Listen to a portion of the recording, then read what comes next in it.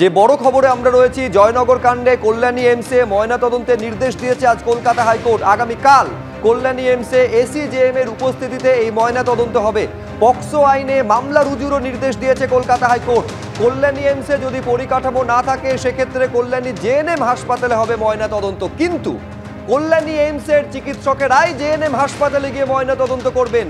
এই জেএনএম হাসপাতালের কোনো চিকিৎসক বা কোনো কর্মী এই ময়নাতদন্ত প্রক্রিয়ায় অংশগ্রহণ করতে পারবে না, স্পষ্ট নির্দেশ দিয়েছে কলকাতা হাইকোর্ট। মৃতদেহের চালান সহ সমস্ত কিছু কল্যাণী এইমসের সুপারকে হস্তান্তরিত করতে হবে। কাল বেলা 11:15টার মধ্যে কল্যাণীতে মৃতদেহ পৌঁছানোর নির্দেশ দিয়েছে হাইকোর্ট।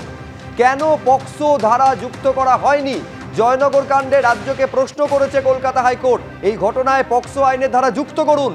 মামলার যাবতীয় নথি এবং অভিযুক্তকে পক্সো আদালতে পেশ করানোর নির্দেশ দিয়েছে আদালত। উপস্থিতিতে ময়না তদন্ত হবে। পক্সো আইনে মামলা রুজুর নির্দেশ কলকাতা হাইকোর্টের। কল্যাণী এইমসে পরিকাঠামো না থাকলে কল্যাণী জেএনএম হাসপাতালে হবে ময়না তদন্ত। কল্যাণী এইমসের চিকিৎসকরাই জেএনএম হাসপাতালে গিয়ে ময়না তদন্ত করবেন। কল্যাণী জেএনএম হাসপাতালের কোনো চিকিৎসক কিংবা কর্মী ময়না তদন্ত প্রক্রিয়ায় থাকতে পারবেন না। মৃতদেহের চালান সহ সবকিছু কল্যাণী এইমসের সুপারকে হস্তান্তর করতে হবে, নির্দেশ দিয়েছে কলকাতা হাইকোর্ট। পুলিশ সামান্য একটি ঘটনা যখন নথিভুক্ত করতে যায়, সে নথিভুক্ত তারা করতে পারে না।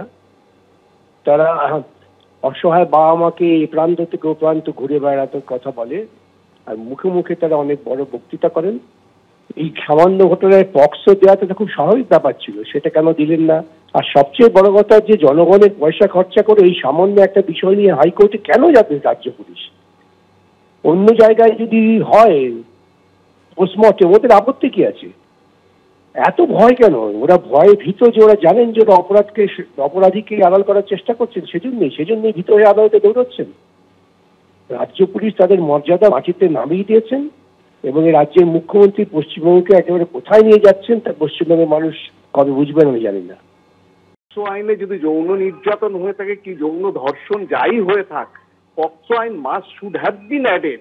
কেন দিল না এটা? এটা কিন্তু ম্যান্ডেটারি, এটা দিতেই হবে। উনি বললেন যে পরে ময়না তদন্ত বেরোলে, এটা হয় না। ওনাকে যেরম ভাবে নিচের তলার অফিসাররা যেরম ভাবে বুঝিয়েছেন উনি সেরম ভাবেই বলেছেন। সুতরাং আমি ওনাকে কোনো দোষারোপ করতে চাই না। হাইকোর্ট যথার্থ বলেছে এবং খুব জুডিশিয়াসলি বলেছে। হাইকোর্টের সম্পর্কে মানুষের শ্রদ্ধা দিনে দিনে আরো বাড়ছে। হাইকোর্ট সমস্ত ব্যাপারে, ছোটখাটো সমস্ত ব্যাপারেই কিন্তু হাইকোর্টের দ্বারস্থ হতে হচ্ছে। এটা কিন্তু আমাদের খুব বেদনার জায়গা। যে আইনে ইন্ডিয়ান পেনাল কোড আমরা জানি, যে স্পেশাল অ্যাক্ট গুলো আছে, যে পক্সো অ্যাক্ট আছে, যেগুলো সবই আমরা জানি। এগুলো না করা, that is misconduct, that is dereliction of duty. সুতরাং হাইকোর্ট যথার্থ রায় দিয়েছে।